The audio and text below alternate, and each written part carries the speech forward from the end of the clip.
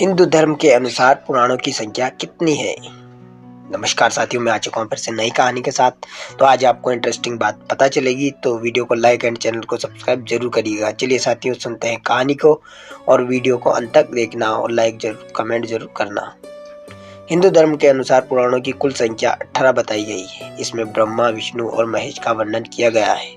ऋग्वेद में प्रत्येक को 6 पुराण समर्पित किए गए हैं। इसका संकलन महर्षि वेदव्यास जी ने देववाणी संस्कृत में किया है। सभी पुराणों में नाम इस प्रकार हैं। पहला ब्रह्म पुराण, मार्कंडेय पुराण, स्कंद पुराण, पद्म पुराण, अग्नि पुराण, वामन पुराण, विष्णु पुराण, भविष्य पुराण, कुर्मा पुराण, वायु पुराण, ब्रह्मवेत्तर्व पुराण, मत्स्य पुराण, भागवत पुराण, लिंग पुराण, गरुड़ पुराण, नारद पुराण, वाराह पुराण और ब्रह्मांड पुराण। वेद कहते हैं कि ईश्वर अजन्मा है, उसे जन्म लेने की आवश्यकता नहीं है। उसने कभी जन्म नहीं लिया, वह कभी जन्म नहीं लेगा। ईश्वर तो एक ही है, लेकिन देवी देवताओं और भगवान अनेक हैं। लेकिन उस एक को छोड़कर उक्त अनेक के आधार पर नियम, पूजा, तीर्थ आदि कर्मकांड को सनातन धर्म का अंग नहीं माना जाता। यह सनातन सत्य है। सत्यम धर्म सनातनम। सनातन धर्म का मूल सत्य नासा कर्मणा वाचा के सिद्धांत के अनुसार मनुष्य के मन, वाणी तथा शरीर द्वारा एक जैसा कर्म होने चाहिए। ऐसा हमारे धर्मशास्त्र कहते हैं। मन में कुछ हो, वाणी कुछ कहे और कर्म सर्वथा इनसे भिन्न हो, इसे ही मिथ्या आचरण कहा गया है। श्री गीता जी ने लिखा है कि मूढ़ बुद्धि मनुष्य समस्त इंद्रियों को हठ पूर्वक ऊपर से रोककर उन इंद्रियों के विषयों को चिंतन करता है, वह मिथ्याचारी अर्थात घमंडी कहा जाता है। कैकेयी ने दशरथ से भगवान श्री राम के वनवास जाने का वर मांगा। वचन से बद्ध जानने के कारण भगवान श्री राम ने अपने पिता के वचन धर्म की रक्षा करने हेतु वन गमन स्वीकार किया। इसीलिए रघुकुल रीति सदा चली आई, प्राण जाए पर वचन न जाए। हमारे धर्म शास्त्रों में वचन धर्म को अत्यधिक महत्व दिया गया है। इसी में धर्म का मर्म और शास्त्र मर्यादा के पालन का रहस्य छिपा हुआ है।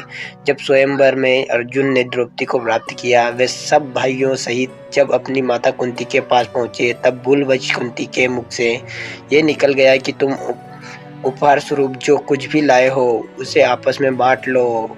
वास्तव में ये पूर्व जन्म में भगवान शिव द्वारा द्रौपदी को दिए गए वर का परिणाम था। द्रौपदी ने भगवान शिव से सर्वगुण संपन्न पति के लिए 5 बार प्रार्थना की थी। तब भगवान शिव के वरदान के प्रभाव से उसे 5 पति प्राप्त हुए। पांडव सदैव कर्तव्य धर्म का पालन करते थे। उन्होंने अपनी माता की वर्चस्व वचन धर्म की रक्षा की। मनुष्य का यह स्वभाव रहा है कि वह परिस्थितियों को अपने प्रतिकूल देखकर अपने ही वचनों से मुंह फेर लेता है। लेकिन जो धर्मपरायण मनुष्य होते हैं, वे मन, वाणी और शरीर द्वारा एक जैसे होते हैं। सत्यवादी राजा हरिश्चंद्र को केवल एक स्वप्न आया कि उन्होंने अपना राजपाट महर्षि विश्वामित्र को दान दे दिया है। सुबह होते ही उन्होंने अपना संपूर्ण राज्य ऋषि विश्वामित्र को दे दिया। अपने वचनों से मुंह मोड़ लेने पर न केवल मनुष्य की गरिमा एवं प्रतिष्ठा कम होती है, बल्कि उसकी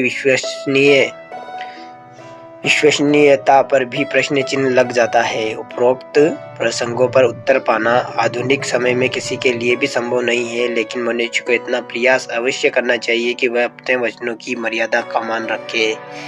जैसे कि भीष्म पितामह ने आजीवन ब्रह्मचर्य का व्रत रखा, वह अपने इस व्रत पर अटल रहे। वचन धर्म पालन और उसकी रक्षा के अनेकों वृत्तांत हमारे धर्म और ग्रंथों में है।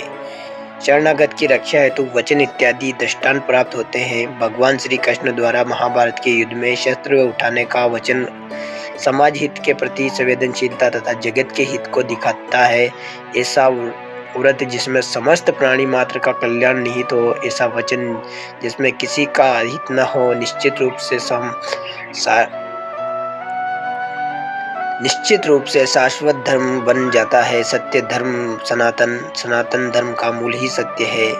हम जो कुछ भी मन के द्वार जन कल्याण के विषय में सोचते हैं, वाणी के द्वारा उसकी अभिव्यक्ति करते हैं, धर्म कर्म के द्वारा क्रियान्वित करते हैं। इसके द्वारा शास्त्र का सिद्धांत मनसा वाचा कर्मणा अवश्य ही चरितार्थ होता है। अगर हम वाणी के द्वारा दिखावे के तौर पर समाज में स्वार्थ भाव के कर्म करते हैं तो वह केवल नश्वर फल प्रदान करते हैं। जीव मनसा वाचा कर्मणा के शाश्वत फल से वंचित रह जाता है। तो साथियों, ये थी आज की कहानी। आई होप आपको पसंद आएगी। पसंद आए तो हमारे चैनल को सब्सक्राइब कर बेल आइकन को प्रेस कर कमेंट सेक्शन में अपनी राय जरूर दीजिएगा।